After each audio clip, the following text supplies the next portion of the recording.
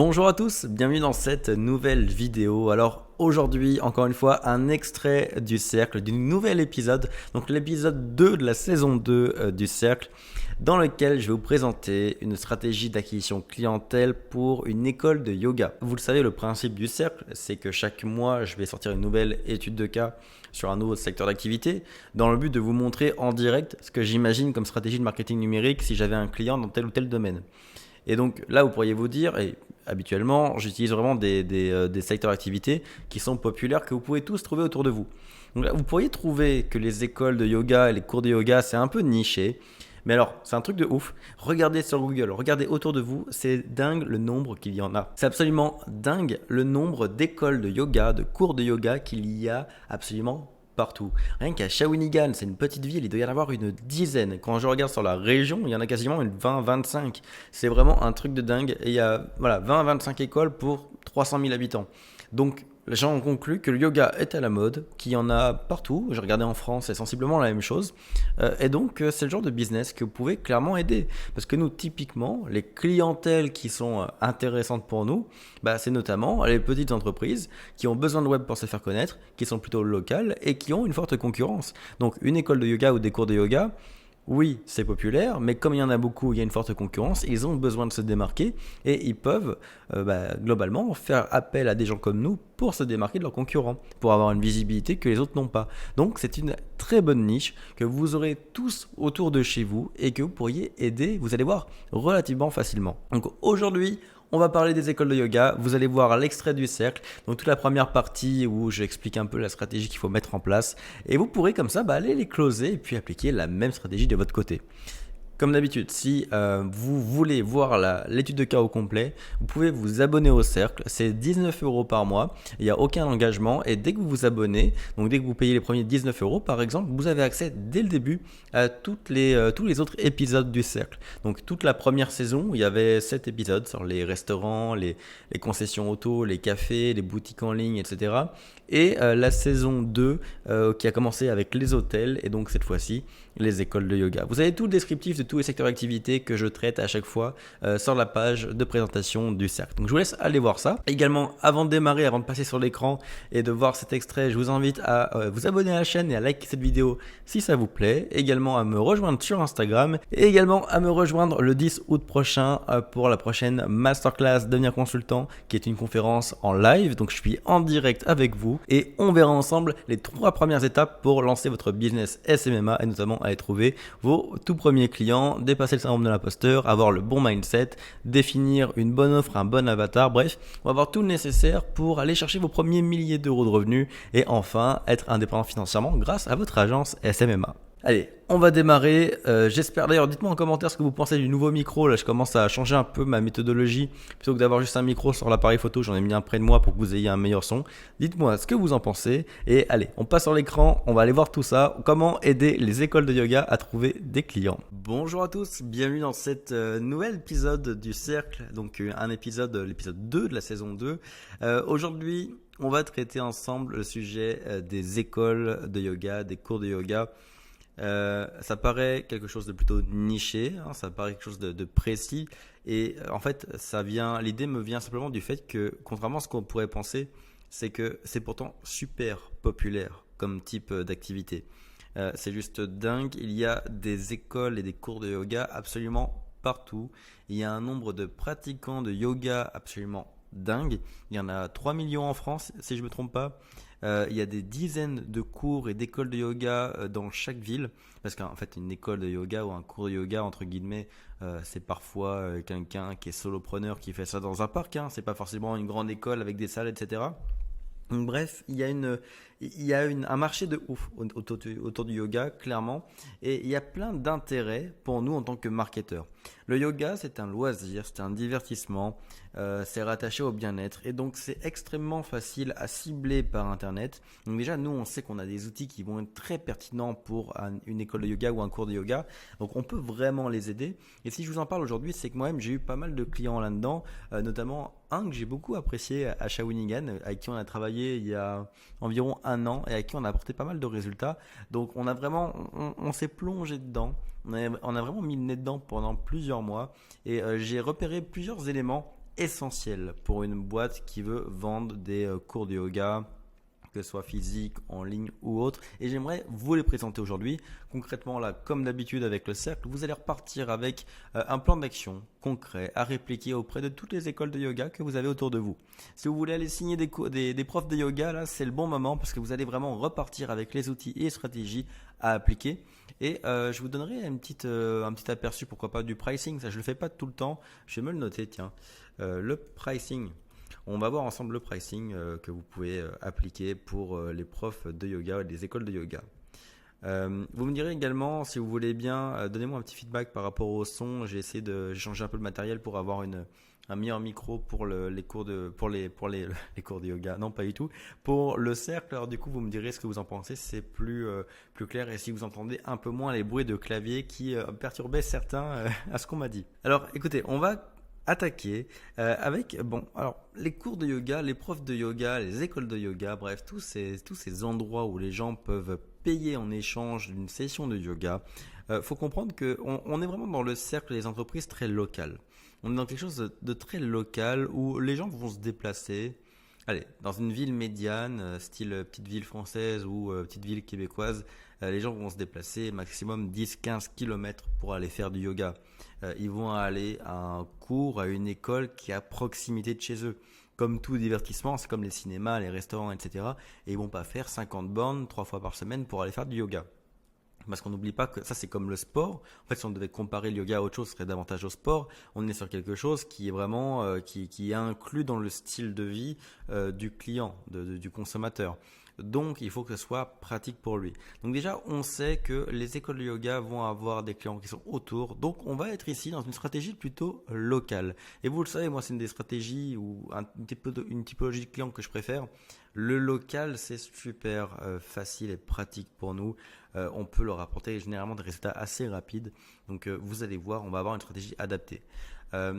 On va jouer en local, ce qui fait que et puis on va jouer principalement sur le web. Donc on va pas trop les amener vers la salle ou autre. On va essayer de vraiment convertir au maximum les prospects en clients par les outils du web.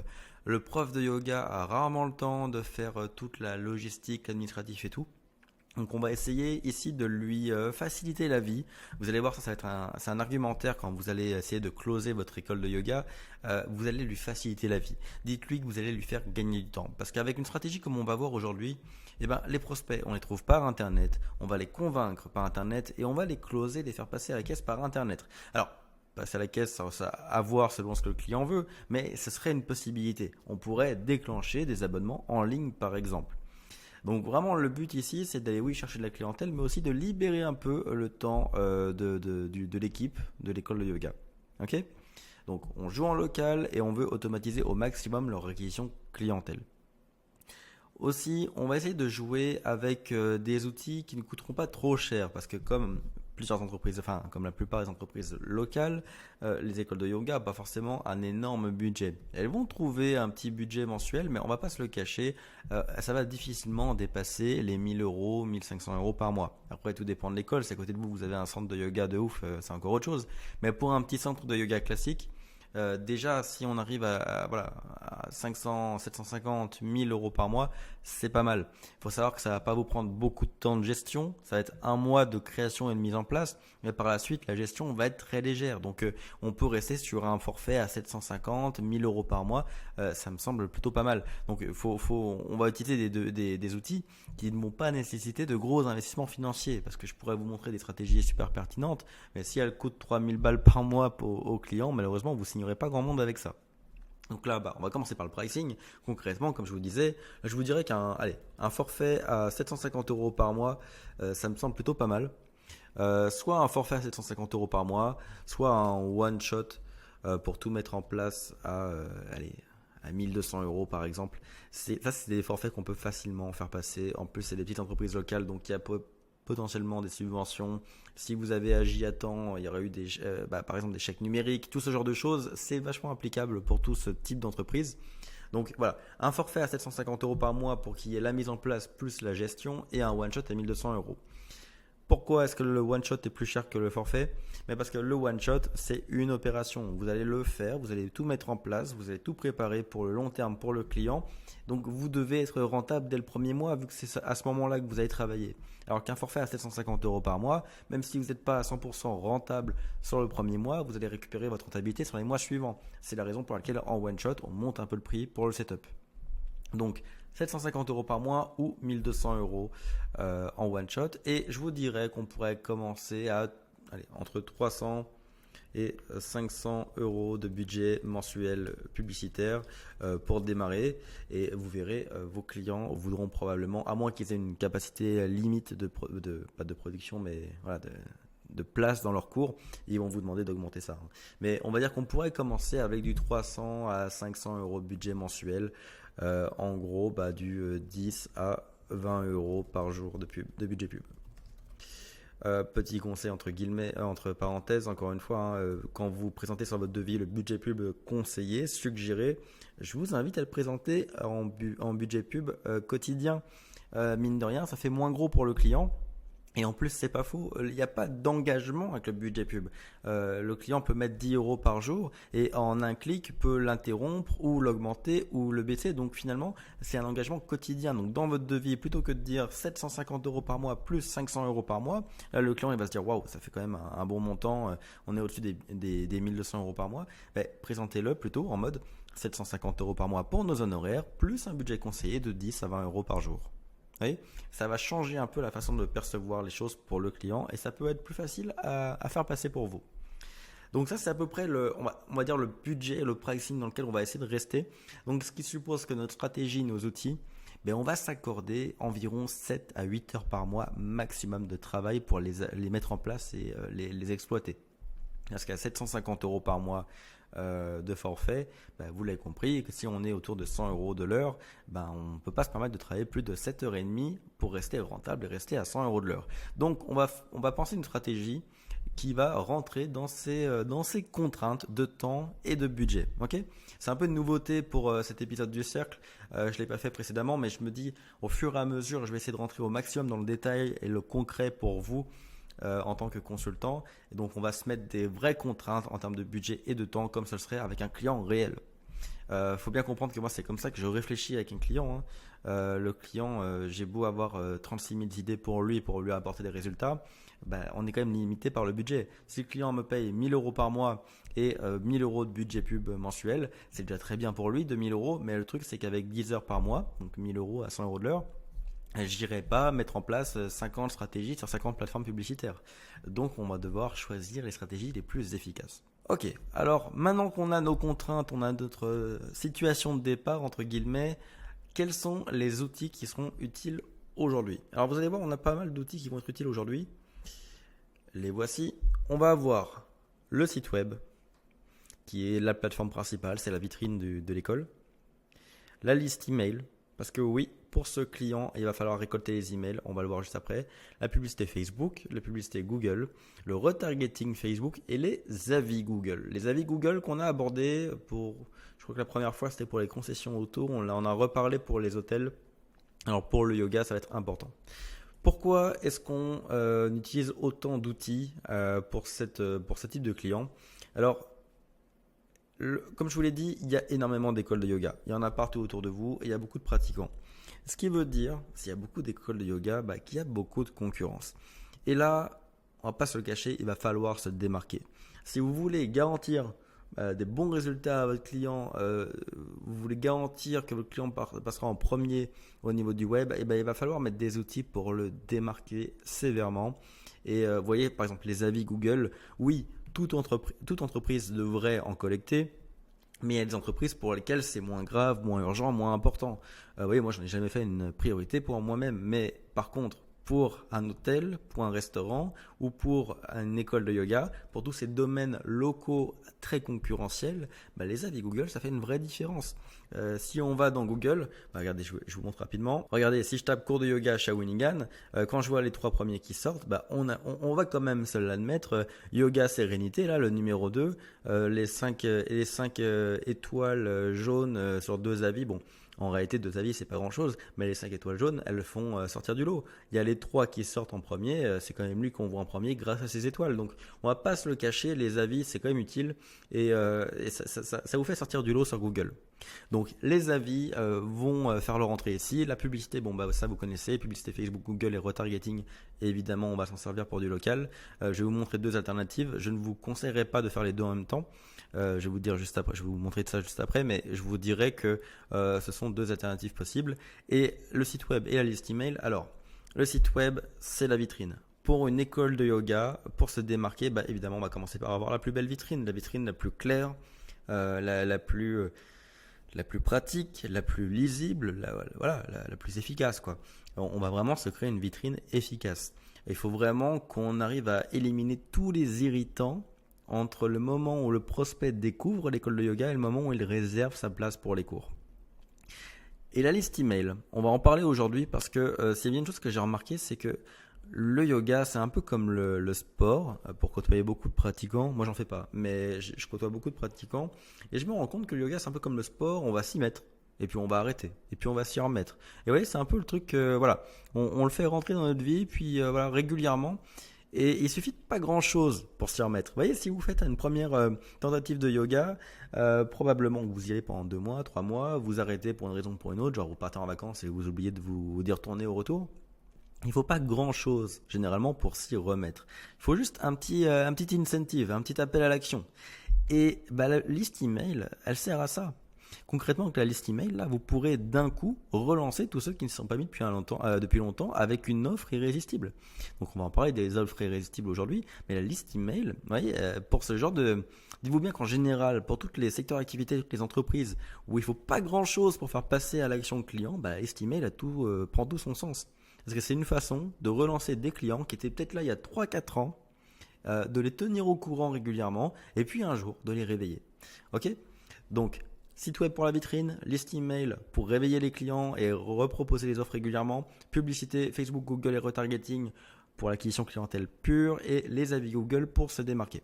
Ok, alors les stratégies, on va utiliser une stratégie que j'ai exploitée avec un client réel que vous verrez un peu plus tard dans la vidéo et qui a bien marché. C'est une stratégie qui était en 2 temps, court terme et long terme. Alors, on va commencer par le court terme, ok ?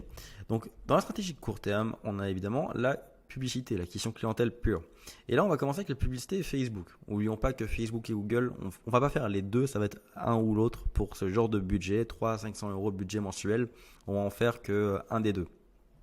Alors, la publicité court terme, ici, ça va être de la publicité Facebook. Et comme on est en local, vous le savez, moi, quand je joue local, je suis pas trop sur les campagnes par conversion et tout. Je suis plutôt sur les campagnes par interaction pour générer, soit pour générer des réactions sur un restaurant, un hôtel, etc. Ou alors, dans notre cas ici, pourquoi pas des campagnes trafic. En fait, campagne trafic, je vais pas forcément le conseiller pour envoyer du monde sur un site web quand on est sur une large audience, parce que Facebook va cibler ceux qui cliquent et qui font des visites sur son site web. Ce qui est bien, mais ce qui est pas aussi bien qu'une conversion finale. Mais en même temps, je veux pas tomber dans les conversions pour du local. Mais là, du trafic sur une petite audience, c'est pas trop problématique parce qu'on est en local. Donc, du moment que j'envoie la pub, déjà, c'est plutôt pas mal. Et avec le yoga, comme je vous l'ai dit précédemment, c'est facile de cibler une audience qualifiée. On va vraiment cibler facilement les gens. Donc, on va vraiment montrer la pub en local à des gens déjà intéressants parce qu'ils sont proches et en plus qui sont vraiment affiliés au yoga d'une façon ou d'une autre. Donc, ce qui fait que ça a beau être une publicité de trafic et le trafic plutôt large, ça restera un trafic qualifié. Donc, c'est là où personnellement, pour ce cas-là, j'utiliserai une campagne trafic. Donc, publicité Facebook via une campagne avec objectif trafic. Donc ça, c'est, on va dire, la campagne de base, celle qui tournera en continu, le but étant d'envoyer du monde vers le site web. Ok ? Ça, c'est la première. À côté de ça, évidemment, alors on va dire là environ 10$ par jour. Allez. Ensuite de ça, publicité Facebook, toujours, mais en retargeting sur les visiteurs du site. Et là, je mettrai 5$ par jour. L'idée étant que vous connaissez, les gens, on les envoie vers le site web, mais selon leur contexte, ils sont pas forcément disponibles pour passer à l'action, pour finaliser l'acte d'achat. Donc il faut leur donner d'autres tentatives, d'autres possibilités de le faire, d'autres opportunités de le faire. Donc le retargeting, c'est important. Et comme on va être sur une relativement petite audience, rien qu'avec 5 dollars par jour, c'est pas grand chose, mais les gens ils vont revoir vos publicités. Vraiment, ils vont la revoir 3 fois par jour, quoi. Donc vraiment, vous allez rester très présent dans l'esprit des gens intéressés par le yoga dans vos zones géographiques. Là, rien qu'avec 15 dollars par jour, on peut, rien que là, publicité avec un objectif trafic vers un bon site web, on en parlera après, avec un retargeting sur les visiteurs, à court terme, c'est déjà une bonne stratégie d'acquisition clientèle. Ça va tourner relativement tout seul, ça va être relativement passif et il y aura du prospect qui va rentrer.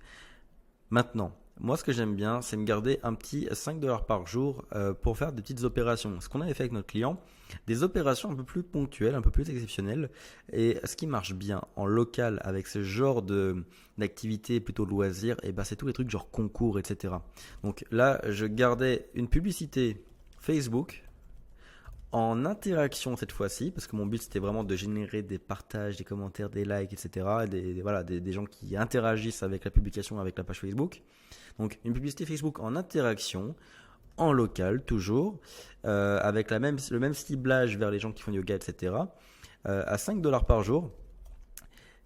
Et c'était pour promouvoir un concours. Donc là, typiquement, le but, c'est de prendre quelque chose à fort potentiel de partage et de le faire passer. Donc par exemple, identifier, alors je ne sais plus exactement quelles étaient les normes que j'avais données pour le concours avec lui, mais je vous donne un exemple comme ça, c'est identifier un ou une amie avec qui vous aimeriez prendre des cours de yoga et courir la chance de gagner un mois de cours de yoga gratuit. Vous voyez, par exemple, l'idée étant d'avoir une forte visibilité, des partages, des identifications, bref, de l'activité sur la publication en gros. C'est là, avec 5 dollars par jour, vous allez avoir une très grosse portée, une très grosse visibilité. Entre les identifications et les partages, vous allez exploser votre reach. Donc ça, c'est un petit 5 dollars par jour en plus qui peut être très bien investi. Et là, on respecte globalement notre budget de 20 euros par jour, 20 euros, vous avez compris, par jour. On est peut-être un petit peu élevé. S'il le faut, on peut réduire à 2,50 le retargeting et la publicité par interaction, dans le sens où voilà, c'est des petites audiences. Mais bon, au pire des cas, ce qu'on peut faire, c'est y aller un peu fort pendant quelques jours avec 20 dollars par jour, puis baisser un petit peu un ou deux budgets pour qu'à la fin du mois, ça ait fait un total de 3 à 500 quoi. Mais franchement, là, on serait sur une campagne globale court terme par Facebook relativement efficace pour moi, selon moi, avec une campagne plutôt à froid pour générer du trafic sur le site web et du prospect pur, du retargeting pour relancer les visiteurs et pour vraiment les convertir, et une publicité en interaction en local pour générer de la grosse visibilité. Là, franchement, je pense qu'on est sur un bon combo pour 20 euros par jour. Donc ça, c'est pour la publicité court terme. Sinon, ce que vous pouvez faire si vous voulez le tenter, moi, ça serait ma solution préférée, ça, clairement. Maintenant, il y a une chose, c'est que j'ai remarqué et d'ailleurs, je vais vous le montrer encore une fois. Regardez, cours de yoga chez Shawinigan. Là, il y en a 3 qui sortent, mais en réalité, quand on regarde bien, il y en a pas loin d'une bonne dizaine. Et pourtant, on peut remarquer que personne ne fait de publicité. Il n'y a pas de publicité, il n'y a pas de Google Ads pour le yoga. Pourquoi ? Parce que tout simplement, c'est le genre de petites entreprises gérées par les solopreneurs ou par des gens qui sont à fond dans le yoga, et c'est pas des marketeurs, donc ils ne font pas encore ils n'ont pas été spécialement accompagnés, ont peut-être pas été formés, n'ont pas accès à tous ces outils-là, en tout cas pas naturellement quoi. Et du coup, il y a certaines villes où il n'y a pas du tout de publicité Google qui est faite pour une école de yoga ou des cours de yoga. Donc imaginez la puissance si vous arrivez à négocier un petit budget supplémentaire de 5-10 dollars par jour pour se positionner sur les mots cours de yoga, école de yoga, etc. dans votre ville. Si personne d'autre n'en fait, ça vous place numéro 1 partout. Donc c'est une possibilité en plus. Google Ads sur tous les mots-clés en lien avec le yoga, sur les zones géographiques où pour le moment personne n'en fait.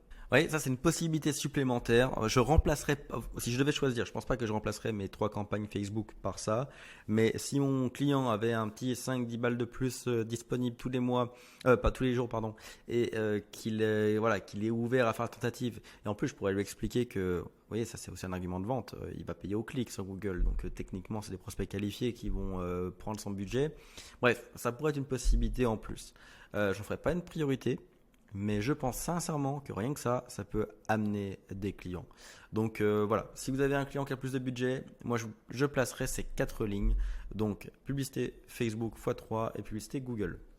Donc ça c'est la stratégie court terme en termes de publicité. Et le but étant de renvoyer les prospects vers le site web. Alors on parlera après du long terme. Alors voilà, j'espère que cette étude de cas vous aura plu, que cet extrait vous aura plu. Si vous voulez voir au complet, si vous voulez voir la suite et voilà toute la mise en place de la stratégie, bah écoutez, le cercle, c'est 19 € par mois. Dès le premier mois, vous avez accès à absolument tout. Actuellement, il y en a 9 des études de cas qui sont en ligne, qui font toutes entre 1 heure et 2 heures et dans lesquelles je traite déjà pas mal de secteurs d'activité très intéressants que vous avez forcément autour de chez vous. Donc, si ça vous intéresse, le lien est dans la description. Vous pouvez vous y inscrire dès maintenant et avoir accès à tout dès maintenant. En attendant, je vous retrouve sur Instagram, venez me rejoindre, le lien est en description également. Abonnez-vous à la chaîne si vous avez aimé cette vidéo et je vous dis à très bientôt pour une prochaine vidéo et une prochaine étude de cas du cercle.